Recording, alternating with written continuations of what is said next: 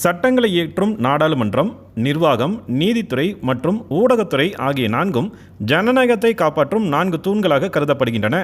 உலகின் மிகப்பெரிய ஜனநாயக நாடான இந்தியாவில் நாடாளுமன்ற தேர்தல் ஒரு மிகப்பெரிய திருவிழாவாக கொண்டாடப்பட்டு வருகிறது. இந்த திருவிழாவில் பங்கேற்பாளர்களாக வாக்காளர்கள் இருக்கின்றனர். ஜனநாயக திருவிழாவிற்கான ஏற்பாடுகளை முன்னின்று நடத்தும் பொறுப்பில் உள்ளவர்களும் தங்களது கடமையை நிறைவேற்றிட தேர்தல் ஆணையம் சிறப்பான ஏற்பாடுகளை செய்துள்ளது. அதன்படி தேர்தல் வாக்குப்பதிவு நாளன்று இடைவிடாமல் பாதுகாப்பு பணியில் ஈடுபட உள்ள காவல்துறையினருக்கான தபால் வாக்குப்பதிவு சேலம் மாவட்டத்தில் தொடங்கியது.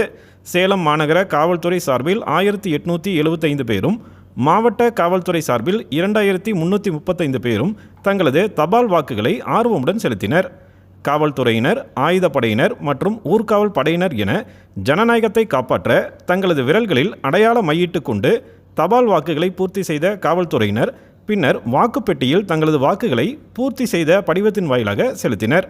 சேலம் மாவட்டத்தில் சேலம் நாடாளுமன்ற தொகுதிக்குட்பட்ட 6 சட்டப்பேரவை தொகுதிகளுக்கும், கள்ளக்குறிச்சி நாடாளுமன்ற தொகுதிக்குட்பட்ட 3 தொகுதிகளுக்கும், நாமக்கல் மற்றும் தருமபுரி பாராளுமன்ற தொகுதிக்கு தனியாகவும் என தபால் வாக்குகள் வாக்குப்பெட்டியில் செலுத்தப்பட்டன. தேர்தல் களத்தில் கடமையாற்ற உள்ள காவல்துறையினர் தங்களுடைய ஜனநாயக கடமையை நிறைவேற்றிடும் வகையில் தபால் வாக்குகளை மிகுந்த ஆர்வத்துடன் செலுத்தி வருகின்றனர். சேலம் அரசு கலைக்கல்லூரி வாக்குச்சாவடியிலிருந்து ஜி. விஜயகுமார்.